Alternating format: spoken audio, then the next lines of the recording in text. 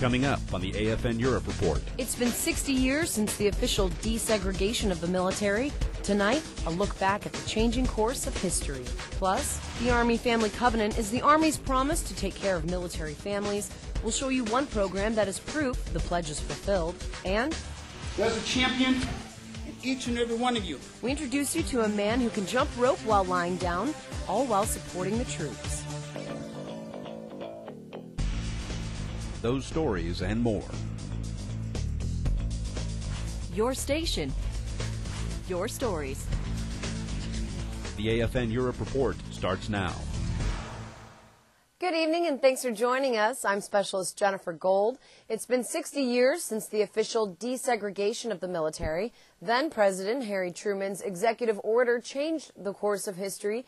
And here's a look at what it means for those serving today. President Harry Truman's Executive Order 9981 didn't change circumstances much at first. In fact, President Truman and Defense Secretary James Forrestal were the only two leaders in favor of the executive order. It took a war in Korea to change people's minds, when the color of a warrior's skin didn't matter if he was dependable in battle. Sergeant First Class Hamilton McWhorter is the Equal Opportunity Advisor for the Benelux.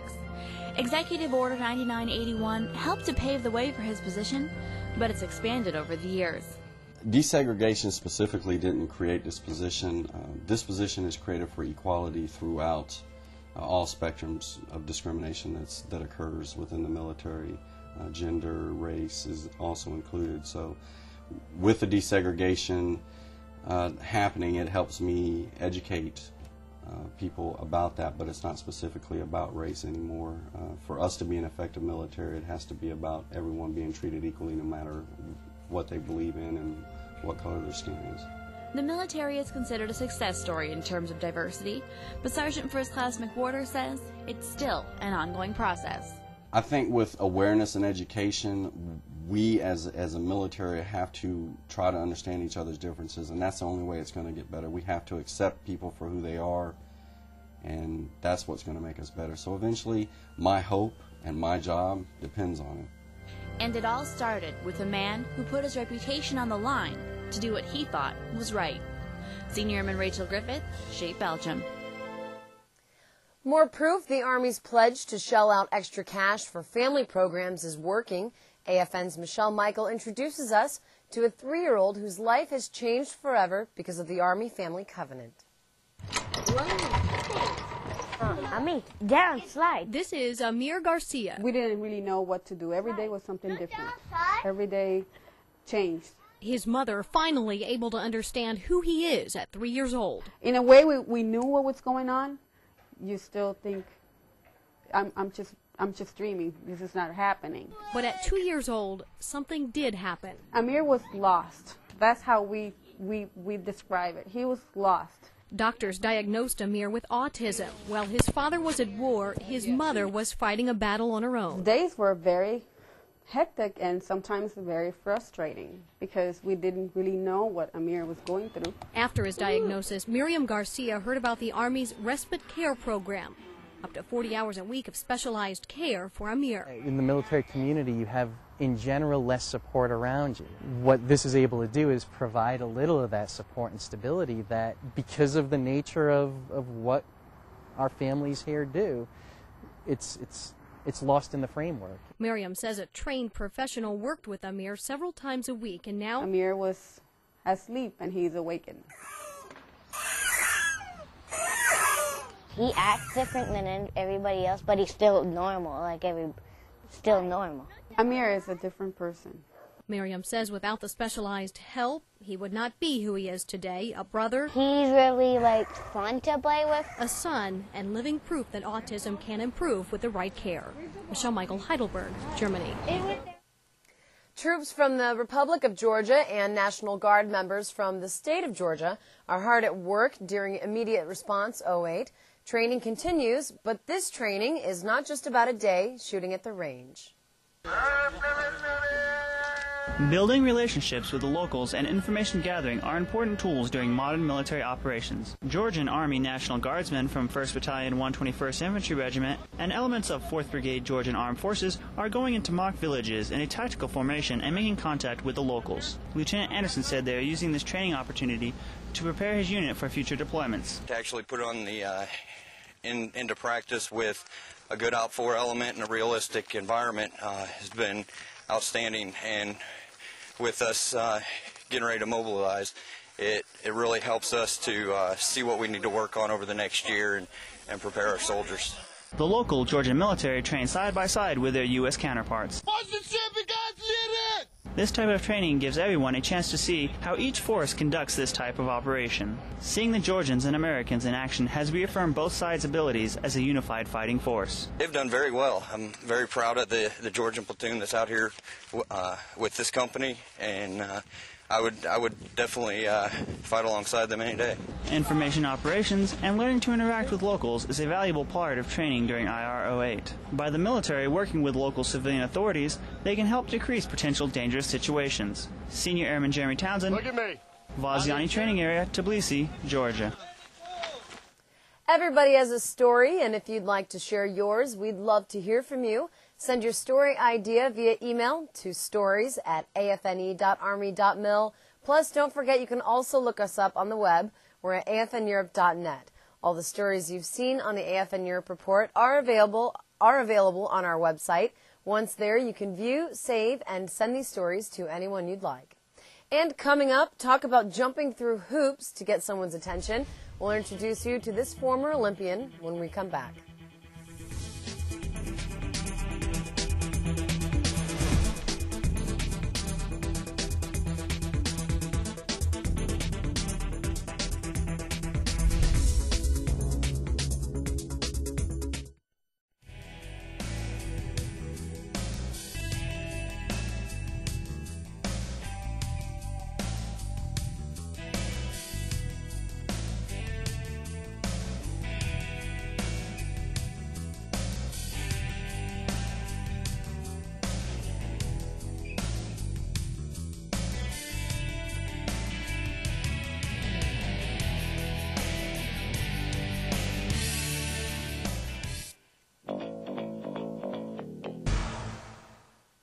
We here at AFN will be broadcasting NBC's coverage of the Olympic Games.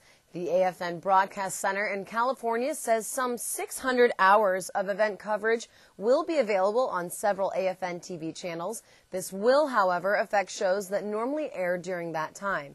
For a complete schedule, you can go online, and here's the address at olympics.myafn.net. And moving to a new base goes hand in hand with days of briefings and loads of appointments. Members at the Airmen and Family Readiness Center at Incirlik Air Base are taking steps to decrease the time spent in some of those briefings. Good morning. How's everybody doing today? Currently, members and their families arriving on station spend a day and a half in processing the base. Using AFSO 21, the Airmen and Family Readiness Center spent 4 days looking into their program and figured out some ways to get the job done faster, but with the same efficiency as before. Our newcomers orientation now is going to be one full day, and we're going to start on Wednesdays instead of on Tuesdays. So we're going to do the Airmen and Family Readiness Center portion in the morning of Wednesday, and then break for lunch, and then go on to the med group, so that it'll be a nice, clean, easy process. The service members and their spouses will get the information that they need in order to be successfully acclimated and part of the community. It's not the first time the Airmen and Family Readiness Center used AFSO 21. In 2006, it helped them with their base and processing program, and they successfully applied their initiatives. Now they're using it again to make the same program even better. Like this involves so many agencies and requires leadership buy-in in order for it to work effectively, that yes, absolutely, I believe that AFSO 21 is the best way to do something like this. Ms. Morrison expects to have more AFSO 21 events in the future to make sure base orientation saves man-hours and keeps its initial effectiveness for supporting newcomers. Tech Sergeant Rose McGuffin, Incirlik Air Base, Turkey. Well, there's a lot of ways to get someone's attention. and this way may just be one of the most creative. Have you ever seen anyone jump rope like this? Buddy Lee doesn't travel the world as a jump rope phenomena, even though he is, but as an Olympic athlete to motivate kids with a simple message. Believe in yourself, practice, never give up. Buddy is a former Marine who competed as a wrestler in the 1992 Olympics. He travels around the world now as an ambassador for the U.S. Olympic Committee and the Boys and Girls Club of America. There's a champion in each and every one of you. He loves telling the story of how when he was a kid, his neighbor taught him how to jump rope. When I saw Mr. Ray jump rope as a boy, I said, man, that's really cool. It wasn't long before he realized that the more he practiced, the faster he got. Faster, faster, and faster. And now he can jump rope blindfolded and even laying down. I don't have any training speaking. I speak from the heart and about my experience. And when I see kids, I see myself. And I understand the things that they need to hear to inspire them. We believe in you, so you have to believe in yourselves. A message of inspiration for our kids from someone who's made it to the top. And how about that jump roping?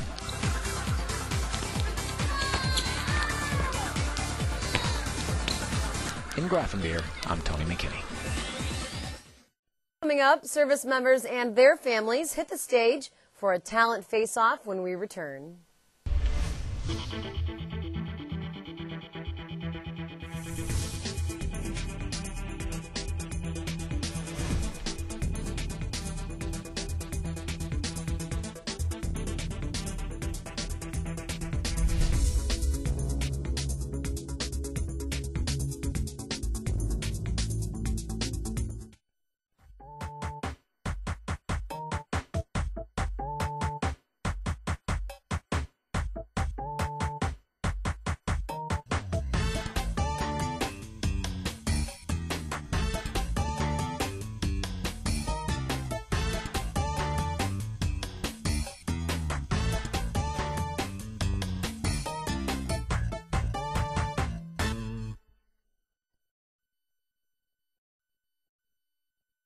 A tour in Europe is a great thing, but it isn't without risk.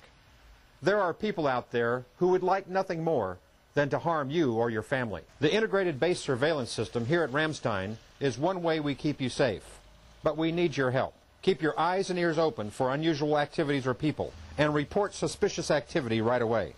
If you've got a camera cell phone, take a picture and send it to Eagle Eyes. Together, we can put the integrated into our integrated base surveillance system.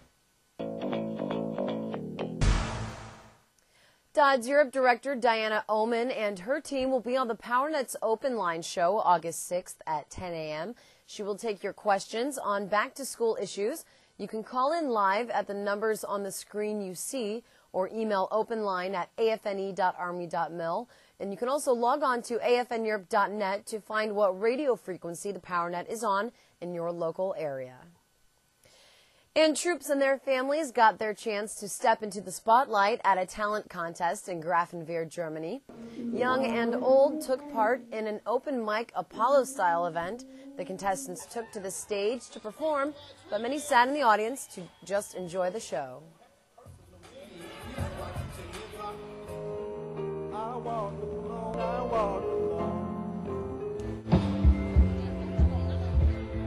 Sing in front of audience, competing for each other, and it's cool. Actually, I don't care if I win or lose.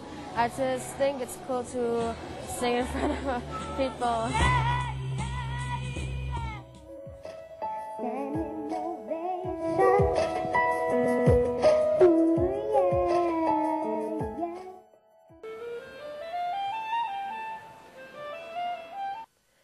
If you think you have talent, keep your eyes open for contests held regularly in garrisons across Germany throughout the year. And that's all the time we have for this evening. For everyone here at the AFN Europe Report, thank you for watching and have a great night.